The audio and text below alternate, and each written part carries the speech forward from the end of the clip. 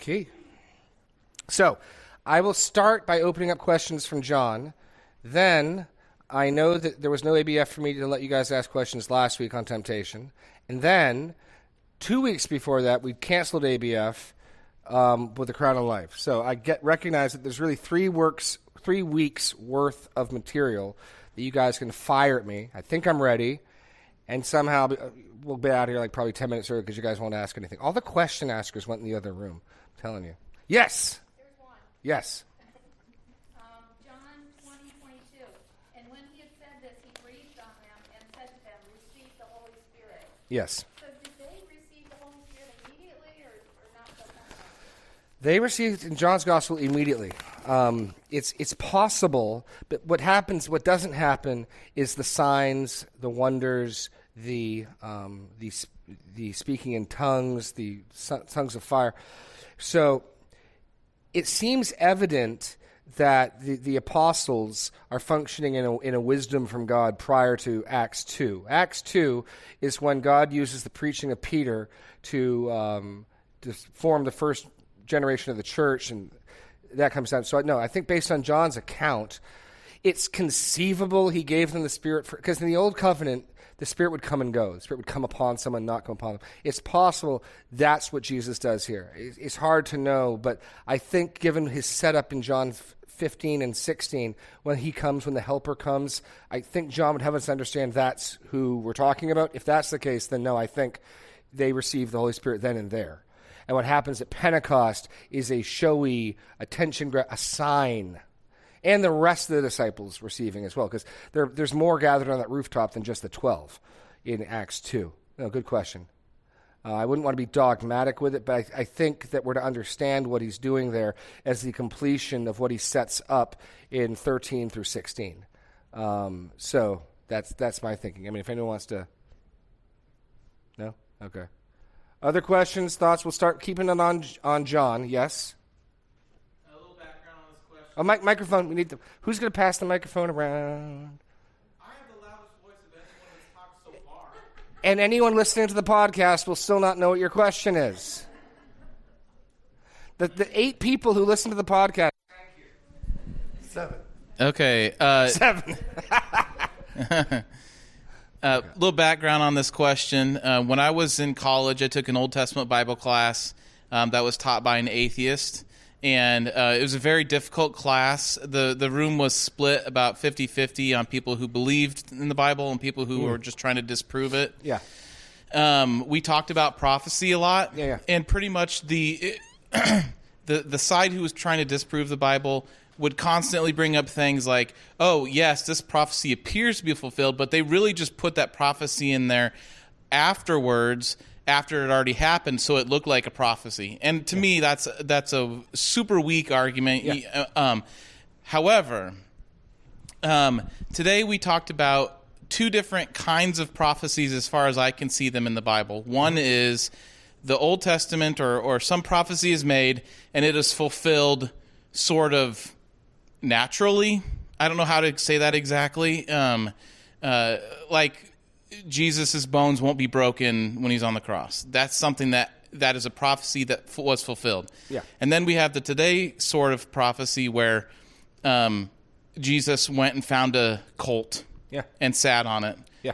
That kind of prophecy doesn't seem to have enough a ton of weight for me. Sure. Can you tell me why I'm wrong there? You're not. No, you're not. That's easy to fake, right? I mean, no, there's the prophecy that's most compelling apologetically. So some prophecy is simply to encourage, if you believe the Bible is the Word of God, if you're already sold on other grounds, then Zechariah's prophecy is encouraging. Zechariah's prophecy, as it's fulfilled, has very little apologetic value, because Jesus so plainly knows that prophecy and then does that. It's not particularly impressive as a persuasive argument. But not all prophecies are of that sort, right? So Jesus can't pick where he's going to be born, right? So that's a little... And so differing prophecies are of differing persuasive power. Not all prophecies meant to do that specifically, to be persuasive power. So probably the most notable one is in Isaiah naming Cyrus. I mean, that's the Babe Ruth moment, where hundreds of years before Cyrus is born, we're not just speaking about somebody who will come, but I call Cyrus my servant. I mean, that's probably the most, that's impressive, because we can date copies of Isaiah prior to, but no, not all prophecies are equally persuasive and obviously supernatural in that sense. Every year, thousands of people are born in Bethlehem, right? So the fact that it's not as impressive. When you're looking at the whole Bible as a whole and add it all up, the picture it paints, I think, is an impressive, unified picture. But no, not all prophecies are equally miraculous. Not all prophecies are equally unexplainable. Some could be explained quite naturally. No, I was watching a debate with the late Christopher Hitchens and Doug Wilson, and Hitchens brought that one up. Yeah, he found the donkey, and Wilson's like, yeah, sure, fair enough. He also predicted in 3 days I'll rise from the grave, and he did that one too. That one tends to be, but that's why the resurrection is viewed by the New Testament as the most persuasive sign. He predicted his own death. I mean, so John, we even saw that he said this. John wants you to know, Jesus called that shot before it happened, how he was going to die, and that 3 days later he would rise from the grave. Now, that is supposed to be the most compelling, the most persuasive prophetic fulfillment. And I think that holds up in that sense. But no, not all prophecies are equally impressive from a how did that happen standpoint. As I think about it now, too, I mean, maybe Jesus' selection of that colt isn't for us. Because, maybe it's not super persuasive to us. Yeah. But for those people seeing it at the time who knew the prophecy about the colt, and now Jesus is saying, hey, guys, it's me. Well, and I'm a different type factor. What I like to think of is Jesus doesn't do this in John's gospel. In Matthew's gospel, and even in Luke, he's always saying, whoever has ears to hear, let him hear, right? So Jesus is teaching at a level for the crowds, but there's always a bit that he's saying for the people who can get it, right? And I like to think, I didn't make a big point of this in the sermon because I'm sort of filling blanks in. I like to think Jesus' response to them with the colt is, some of you guys are getting it, and I want to remind you there are different types of kings, and then there are kings. There are warrior kings, and there's meek, humble kings on donkeys. I want to remind you of other messianic prophecies that don't involve a triumphing, victorious warrior. Right? And so I like to think in some sense it's kind of counterbalancing. For those who have ears to hear and eyes to see, for those who get it, for those who make that connection, we want the king who wins in battle, Psalm 118. Yeah, I'm Zechariah 9. Meek and humble on a donkey. I like to think he's doing that even for those people there. Most of the people in the audience miss it, at least miss it then. We don't know what happens to them later. But but don't be embarrassed to say not all prophetic fulfillment is equally impressive from a how did that happen standpoint. No, it's not, right? But that also doesn't mean just because some are less impressive, there aren't some really impressive cases. But the resurrection, the crucifixion and resurrection, Jesus calling that one specifically and multiple times. I got to be handed over to the Jews. They'll hand me over to the Romans. They'll put me to death. I'll be crucified. I'll be lifted up. He's all over it in the gospel accounts. But no, fair enough. When you know something's written, the Messiah will ride on a donkey. Hey, I'm going to ride on a donkey. Humanly speaking, an unbeliever will not be persuaded by that because it could be so easily faked. Fair enough. Yeah, I could go grab a donkey and ride into Jerusalem now and start making claims. That's right. I'm not going to. Yeah. Okay. Yeah. Okay. Other questions? No, good question. And don't be afraid to admit this stuff. Not all prophecy is equally impressive from that standpoint. I think it's impressive just in the way the whole Bible tells the same story. I think it's impressive in how, a book that probably most people aren't terribly concerned with, Zechariah, is being thought of by Jesus and interwoven, how Jesus is making sure all of it's fulfilled in him. So it's not even just he's doing it for their sake. The Messiah needs to ride on a donkey because the Scripture predicted it. So Jesus needs to make sure that happens. I think that's pretty impressive. But no, I wouldn't take that to an unbeliever and say, let me show you why you should believe in Jesus. I mean, it's Scripture, I would. All Scripture is powerful. But I wouldn't, if I could pick which prophecy I would point to for persuasive power, that wouldn't be it. Fair enough. Okay, next question. Anything else from John at all? Oh, microphone. I missed a question or a blank. Yes. That's important, but it was just 2A1. A conquering king. And I was just trying to highlight from Psalm 118 that in the help of the Lord, I cut them up. They want this king who defeats his enemies. They want a king who... And a king who defeats his enemies and can raise his fallen soldiers, yeah. That's a king you'll go sign up for. And so that's particularly why the Lazarus miracle, I think, is getting so much buzz, is how do you defeat a king who can raise his fallen army up as you strike them down? That's a king who's going to win a battle. They start getting thrown for a loop when Jesus talks about how he won't always be there. Well, the Messiah is always here, Jesus. I mean, but yeah. Jeremy again. All right. You keep it going, Jeremy. That's fine. I've missed being here. I really did. I've missed you being here too, man. We took an aside talking about the it not being Jesus' time yet. The hour had not approached. Yeah.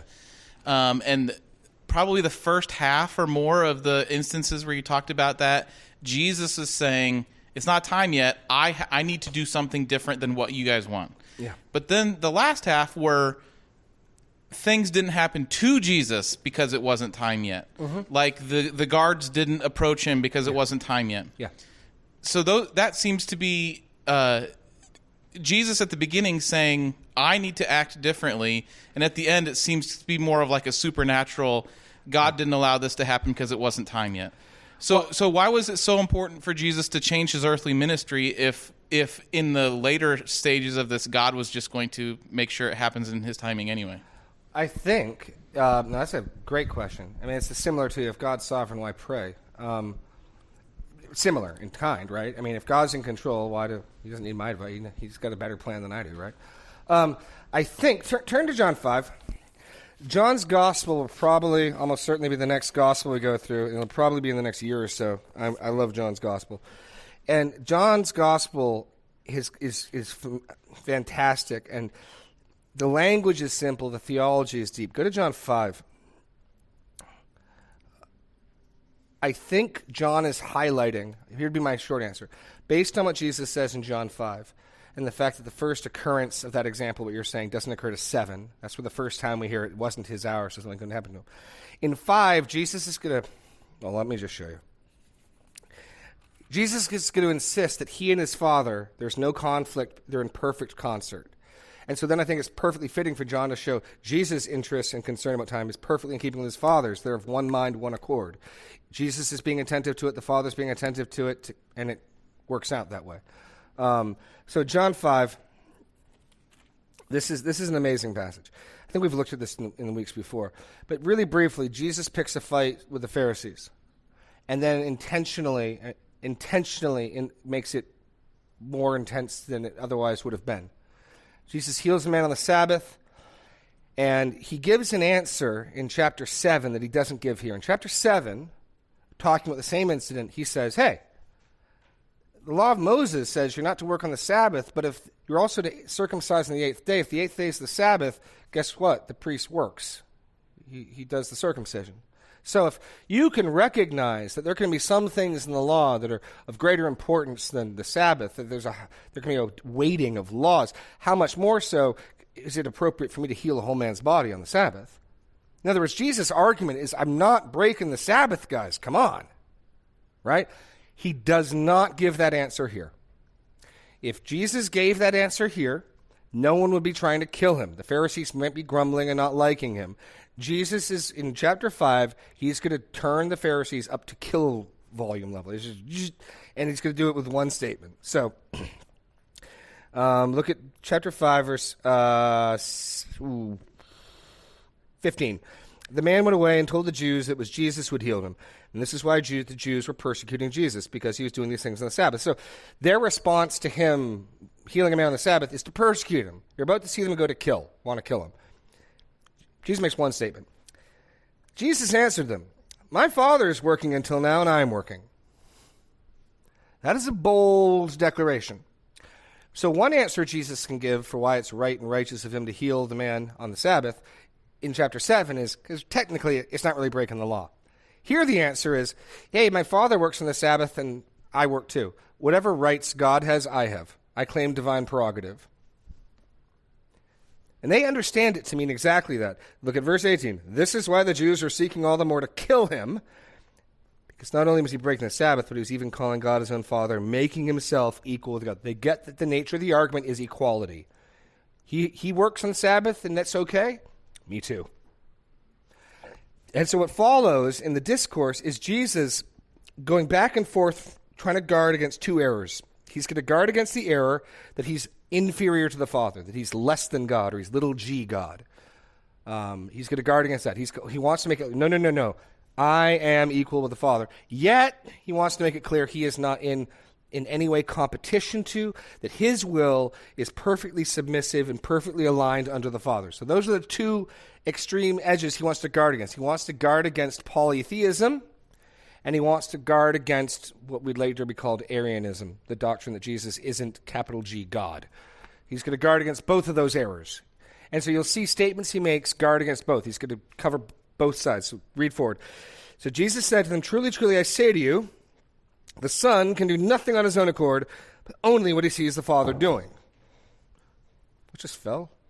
Oh, sorry. So there's a statement of against the polytheism side. It's not that I'm in competition to. But then, whatever the Father does, the Son does likewise. Full deity statement. Because we're going to see Jesus means whatever, like creating the world, giving life. Jesus means the whole kit and caboodle. So you and I can be like God. So Jesus can say, "Blessed are the peacemakers, they're sons of God." And to the degree you make peace, you show that you're of God's family. It's the family resemblance, right? Here, Jesus means it absolutely. Whatever I see the Father doing, I do. And by the end of this statement, this speech, it'll be clear he means whatever. And so one who can do everything God can do must be God. Capital G, right? So this is what he's going back and forth.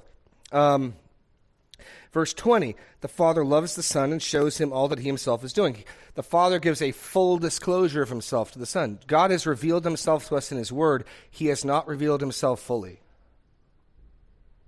The Bible does not fully reveal God. It magnificently, wondrously, greatly reveals God. But to the Son alone, we see the Father loves the Son and shows him all that he is doing.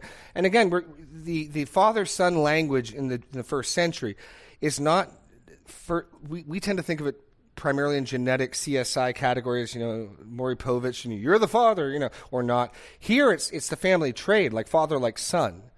And so the picture here is a father who shows his son the family business, whether you're a carpenter, whether you're a farmer, whatever. You're showing your son everything you do. And the kid grows up and he takes over the family farm, whatever, and he does everything. That's the type of imagery Jesus is drawing on. So I only do what I see my Father doing, but guess what? The Father's shown me everything he does. So if I do everything I see the Father do, and I see everything the Father does, and then if I then in turn do everything the Father that I see him do, guess what? This is the basis on which Jesus can say, if you've seen me, you've seen the Father. Because Jesus is insisting, I imitate and reflect my Father plus or minus nothing. I do nothing of my own accord, and everything I see I do, and he's shown everything he does to me. And so this is one of the most, probably the deepest and most significant passages in the Bible on the doctrine of the Trinity. Because this is the basis on which you have the full equality and yet not any conflict between the first and second members of the Trinity.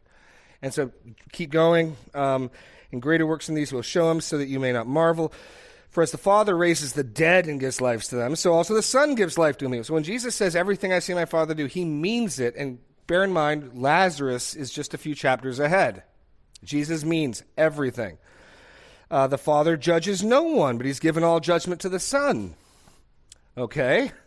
So that all may honor the Son just as they honor the Father. The Father wants the Son to be honored just as much as the Father. Jesus is equally glorious, equally worthy of praise. So back and forth, Jesus guards against, don't think I'm in competition, don't think I'm raising myself up as another God, don't think I'm inferior or less than him. That's what Jesus is doing here. And I'll stop going through this right now.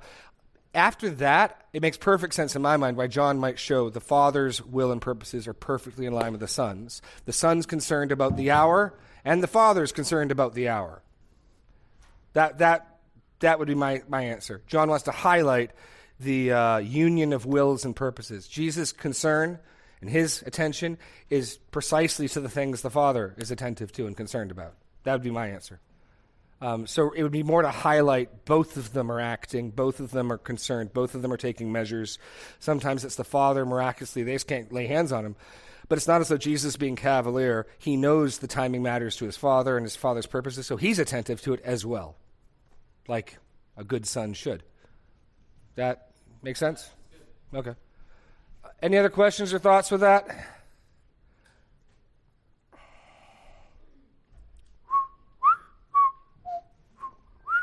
Okay, we can stay. You can still ask questions on John. Now I'll open it up to questions on temptation and James. Oh, Natalie. Okay, last week I think you said it's not sinful to be tempted. Yes. But it's indulging the temptation that is sinful. Yes. Can you give an example of that? Because I don't quite understand. Jesus was tempted in every way as we are yet without sin. He didn't sin, he was tempted. But Okay, here's the idea. besides Jesus, for us. But I also did say our temptation can be an evidence of our sinfulness. So let me try to clarify more what I was trying to get at there. There's two ways we can be tempted to sin. Sometimes the object we desire is wicked, right? I want men's praise. I want to fornicate outside of marriage. I want to be drunk, whatever it might be, right? Like, I want a wicked object. If I want a wicked object, only indwelling sin within me could tempt me to want a wicked object. Nothing good in me wants it. Other times, I want something good, like, say, Jesus wanting food in the wilderness. His body is hungering and thirsting for that food. The twist is, do it in defiance to your Father's will. Do it against the Spirit, we're told explicitly, sent him into the wilderness to be tested, right? So the Father says, now's the time for testing Jesus. For Jesus to say, no, now's the time for some food is to conflict. But the pull of the desire for food, I can think righteously, is there. Jesus' body, hungering and thirsting for bread. And what he says, what's more important than that is man doesn't live by bread alone, but by every word that proceeds from the Father. I value more the sustenance I get from my Father and his will than I do bread. But that doesn't mean he didn't really want bread. So Jesus can be tempted. He can desire a righteous or right object. And the devil's temptations are all righteous, good objects out of getting them the wrong way. So the temptation to be thrown from the temple roof is about public vindication. Jesus has to wait to be vindicated. He gets vindicated at the resurrection. Up until the resurrection, they're going to call him a murderer. He was Isaiah 53. He was buried with he's going to be crucified like the scum of the earth. He is not going to be heralded as the Lord of glory. There's this brief moment on Palm Sunday, but very quickly the crowd sour and they treat him like a common criminal. He wants to be vindicated. And the devil's saying, why not vindicate yourself now? It's similar to what his mother and his brothers are saying, really. Work such a great and powerful miracle, public display, angels catching you. It'll end all dispute. It'll end all debate. That's not the plan. But the desire to be vindicated, even in the Psalms we see, oh, vindicate me, God. You see psalmists crying. That's a good thing he wants. You got it the wrong way. And then finally, all the kingdoms of the earth. What does Jesus receive at the resurrection? And what's he come back to claim in Revelation chapter 19 and 20? All the kingdoms. Does he want all the kingdoms of the earth? Yes, he does. You can have them without a cross. Just worship me, Satan says. So in every instance, Satan's carrot, I think, has real appeal to Jesus. The things offered, Satan's not stupid. He picks things he knows our Lord desires.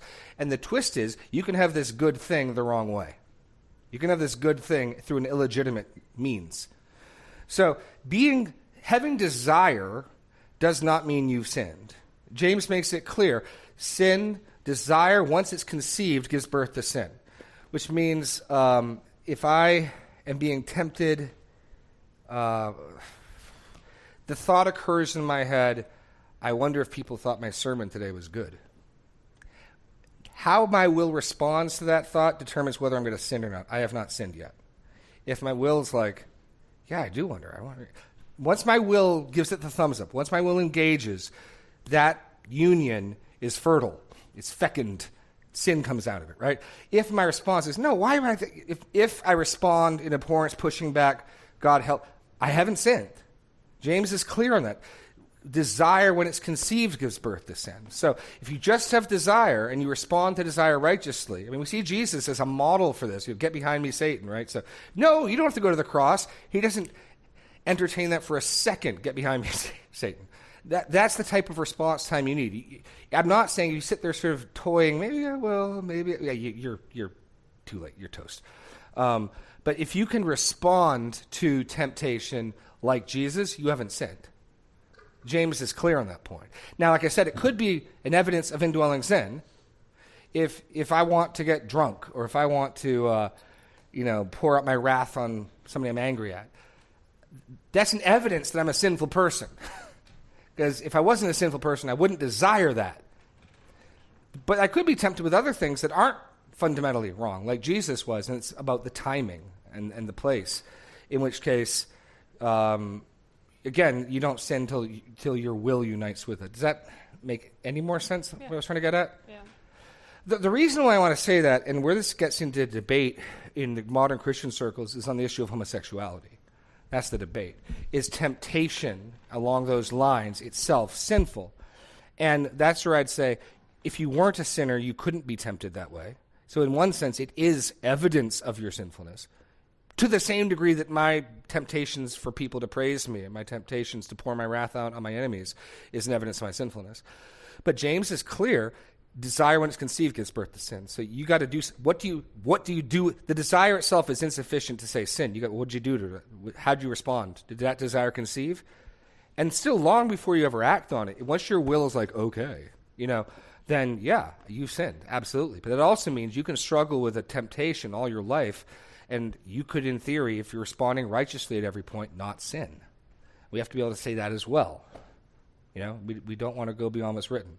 That's practically where this comes up is a lot. There's a debate, is same-sex attraction itself sinful? Well, it's a temptation to something sinful, absolutely. It's an evidence of indwelling sin, absolutely. I can't see how you can say the temptation itself is sinful based on James. I don't see how you can get around James. So I don't want to be more godly than God, and I don't want to be more holy than the Bible, and so that's what it says. But that's practically where the debate comes up most of the time, is on that. Do you want to go any further with that, or is that what you're trying to look at? Okay. Yeah. Okay. Sarah. Can you get through these skinny aisles? Okay, just wanted some clarification on the temptation thing. Yes. So I think I know what you mean, but when you're talking about sins that are like within a person, so like being prideful or wanting the praise of man, having the thought of I want this thing isn't a sin until you start embracing it and saying, yeah, I do want this. This is a good thing. Right. And the way and the how. I mean, so the word in James is epithumia, strong desire. And epithumias frequently are sinful, but they're not always sinful. When Jesus says to the disciples, I've yearned to have this meal with you, is epithumia. When Paul talks about yearning for the church, it's epithumia. So there are good uses of it. The word itself doesn't automatically mean wicked desire, although usually, more often than not, that's where it's going. Strong passion or desire, right? And James makes it clear in chapter 4, same word, where do quarrels and conflicts come from, my brothers? It's your desires that wage war within you, same word. So in James's context, he's saying desire is responsible for sin. Desire is responsible for conflicts, wars, murder, coveting, anger, and everything else. And so, when we want something, either we want a forbidden object or we want a lawful object inordinately with too great of... So, I get done, I head home, I want to unwind. Normally, all things being equal, at the end of a service, I think it's good and lawful for me to rest. But I come home and I find out some of my kids are sick, my wife's having trouble. I need to work and serve. If I grumble and complain, guess what? I wanted the good thing of rest too much. Because when it came time for me to lay it down and serve, I held on to it. So I can want a good thing, and then I find out I wanted it too much, right? So if I get home and I need to help and then not unwind, we'll find out how much I wanted to rest, right? So that's what I'm talking about. You can want a lawful thing too much. The best explanation I've heard is if you'll sin to get it, sin to keep it, or sin if you won't get it, you want it too much. Even if it's a lawful thing. This is why people can sin over their desire for marriage, their desire for children, desire for a better job. These are all good things, and yet we know people can want them too much and then sin as a result of them. And so certainly there are some things that's just wicked. I want to, I don't even want to name some of these things. I want something that just is a wicked object. It's a corrupt object. And that we just need to, flee from. Other things we just got to make sure we don't want it too much, and pray. I think it's partly the temptation with what makes Abraham's testing with Isaac so amazing. Like, it's natural and right to want to protect your child. Okay, Abraham, what do you value more, Isaac or me? And Abraham valued God more than Isaac. That's his desires are rightly ordered at that point. Does that help, or are you still not good where you're going? Yeah, no, that's kind of what I was thinking. Okay. Just want some clarification. Yeah. Well, and the reason you got to be careful with this is it's not enough to say, "Hey, what I want is a good thing." Now, I hear people say, "I just want my husband or my wife. I just want them to respect me." There's nothing wrong with that. What do you do if you don't get what you want? Now, then we'll find out whether or not you have a sinful desire or not. What happens when you don't get the thing you wanted? Because people will tell me, they'll come and talk to me. I just want, and then they'll say some good. I just want my boss to treat me with some level of respect. Hey, that's a great desire. It's a great desire. And what happens when you don't get what you want? Do you entrust yourself as to a faithful creator?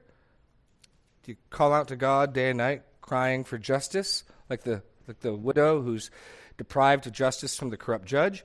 Or do you take vengeance in your own hands, or do you grumble and complain? That's when you start. So it's not enough to say, well, look, what I want isn't bad. Okay, that we're partway there, but you got to then say, okay, and do you want it too much, though? Do you want it too greatly? I mean, Rachel, is it Rachel? No. Yeah, Rachel says, give me children or I die. She gets both. Right? She gets children, then she dies. In childbirth. I don't think that's accidental. I think there's some justice to that. Her desire for children is so great that God, okay, I'll take you seriously. And I think we're to see that as an inordinate desire there, even as desire for children is a good thing. And the Bible treats the barren as grieving and suffering, as a real blight, as a real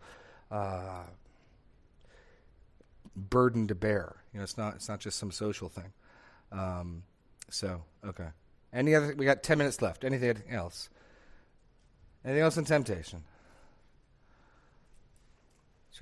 I couldn't tell if anyone laughed. Did you guys like the Oscar Wilde quote? I can endure anything except temptation. I liked it. That was the weirdest thing with preaching in an empty room. I didn't realize how much I get back from you guys just from body language, whether you guys are comfortable following me or not. Just even, I don't tell jokes oftentimes. I'll say something mildly humorous, mildly amusing, and how freely you all respond lets me know if you're tracking with me. It lets me know whether you're tense, whether you're confused. I get a lot of feedback from you guys as I'm going through a sermon, and I had nothing in that room, and so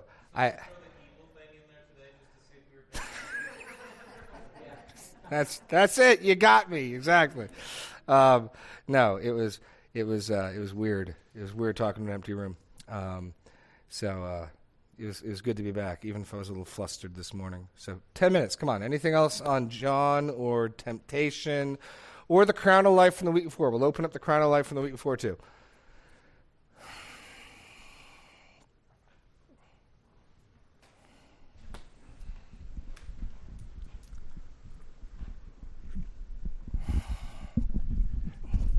Do you have any favorite verses that you say to yourself to help you overcome temptation? James 4 is a bread and butter. I mean, just turn to James 4. James 4 dovetailed with James 1 on temptation is really, really foundational. This isn't for all temptation, but for anger, conflict, strife, jealousy, bitterness, hostility, interpersonal warfare stuff. James 4 is just what I said 2 weeks ago. 1 week ago, I really meant that our language betrays us. We blame shift. They make me, and so I have to keep reminding myself, no, this is far enough ahead in James. We can hit this now, and then you'll have forgotten it in a few months when we actually get there. So it'll be good. I mean, maybe you won't, but James 4. What causes quarrels and what causes fights among you? Is it not this? Your passions are at war within you. You desire, you do not have, so you murder. You covet and cannot obtain, so you quarrel. You do not have because you do not ask. So James says 100% of the time, when I'm angry, it's because I want something. And so what I've got to train myself to do is, because I want to blame them, that person over there, right? It's not, the problem's not in me. The problem's that numbskull over there. Yeah, Jeremy, what is it you want that you're willing to fight over? And that passage keeps pointing back. No. There's something that I want and you might be a numbskull. You might be sinning legitimately, right? But why don't I respond in grief and sorrow? Why don't I respond in lamentation to God? Why am I responding in anger? It's because I want something. What do I want? Or I demand, I must have. And desire and loathing are the flip sides of the same coin. The part of me that wants you to think well of me doesn't want to be embarrassed in front of you, right? So you can think of I must have and I must not have. It's really just flip sides of the same coin, right? I will not be disrespected. Why? Because I will be honored. I must be honored. That's what I will have. I will be honored. I will not tolerate dishonor. I will not tolerate you treating me that way. Who do you think I am, right? And so this passage keeps pointing back to me. I remember Stuart Scott just hammering this, like, what is it you want? Name the thing you want. Name the thing you want, Jeremy. And so even now when this conflict with my wife and I, frequently I'll make a point, especially if I'm finding, here's another trip, if anger, this type of thing is a problem, begin naming what you wanted. So, I don't want to make a law legally, but I think it's a good thing to be able to do this. You ought to be able to answer this question if your wife asks you. I'll go to Serena, and I'll do exactly what James assumes we're going to do. We minimize the language. Notice this. He starts out with verse 1. What causes quarrels and fights? We had a little quarrel. We had a little fight. Next verse, he's going to be talking about war and murder. But I just call it a little quarrel, a little fight. I was getting frustrated, irked. And so every now and then when I talk to Serena, I say, hey, Serena, sorry, I was snippy with you earlier. Snippy, there's a nice biblical term, snippy. Just say, can you put that into biblical categories for me? And she doesn't do it. She usually, almost always, doesn't do it to try to rub my face in it. It's a check. Am I taking it seriously? And when I hear that to mean is, are you being serious, or are you just saying that because you got caught being, when you say something you can't excuse, right? And so I take a breath and go, okay. Serena, I'm sorry for making war with you with the words of my tongues. My words are like drawn swords. And rather than protecting you and guarding you, when you threatened the thing I wanted, I attacked you with my tongue to defend the thing that I was worshiping in the moment. Now, that's what's going on in the heart with conflict. Being able, not that you have to say that every time, but being able to see that. So there's a number of passages, but this is such a bread and butter passage. Because every time anger wells up within me, the thread to pull on is, what do you want? What is it you wanted? And just realize, apparently, and sometimes you want good things. Like when someone disrespects you or is rude to you and you get angry, is it wrong to want people to treat you decently? No, of course not. But if they call the master the devil, what do they call his servants? What did I expect? And so it's fine to be grieved by being dishonored, disrespected, but to become full of wrath?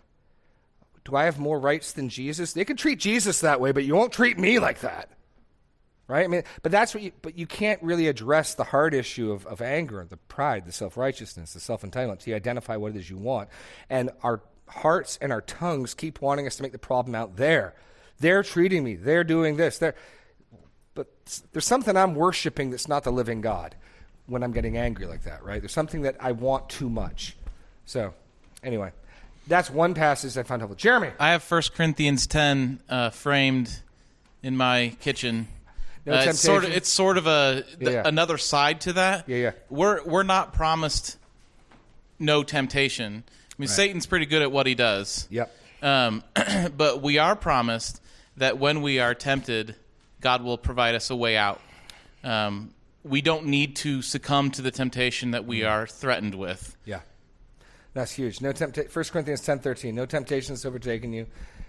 And so crying out, asking God, help, because we'll just, there's no point. I'm going to fall. I'm going to, And so, no, God says he will make it bearable and he'll give me a way out. The question is am I going to take it or am I going to sit? Well, I'll go back to what I said. A wise man once said last Sunday. The real question that is tough in my heart is recognizing there are times I want to fail. I just want an excuse. I don't want to fight. I really don't want to have victory. I want to just give in, yield, and come up with some lame excuse why it's okay. And so the question really is, are you really looking for victory or looking for an excuse? And sometimes frequently I think that's what's going on in our heart. Because fighting's hard. Okay, see you all hopefully Friday.